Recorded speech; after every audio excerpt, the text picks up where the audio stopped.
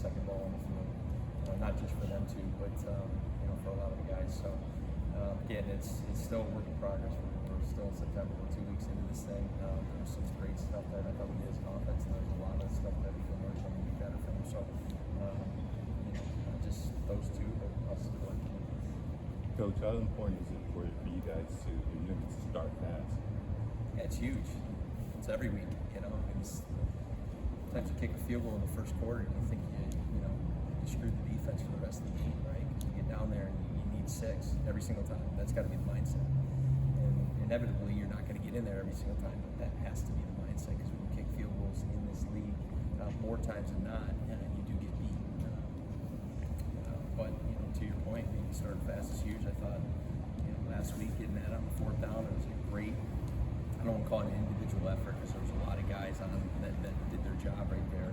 But for Puka to basically kind of be stopped in the backfield and make that 45-yard run to your question, to start fast was big.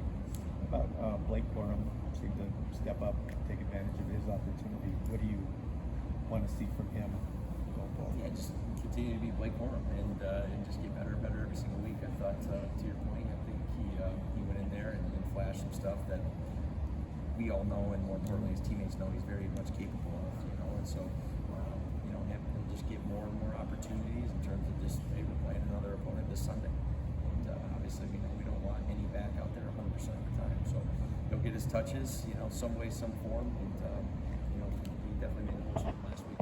The offense got quite a few explosive runs this past week. What did you see that made that possible, and how do you continue to do that throughout the season?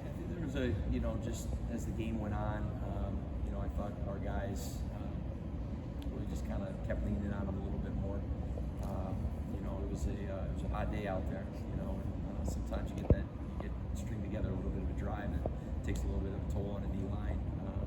That's a very, very good defensive front and very good defense that we played last week. So, I thought it was just kind of one of those things as we kind of got in a little bit of a groove there in the second half.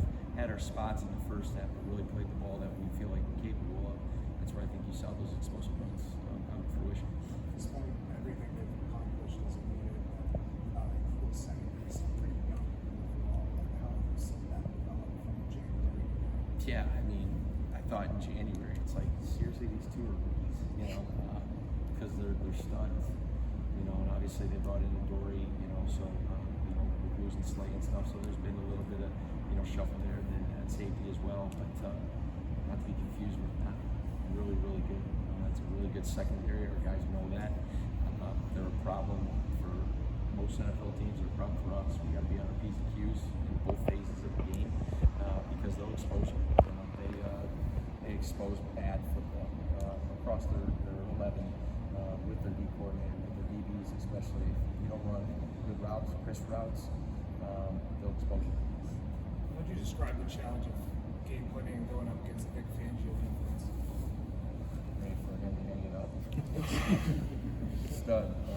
I said it last year, and I don't remember exactly what I said, but it's no disrespect to anyone else that we've gone against from a coordinator perspective over the years. But he's the most consistent. His defenses are always the best or one of the best, and he evolves with the times. He feels like he's always one step ahead of most offenses.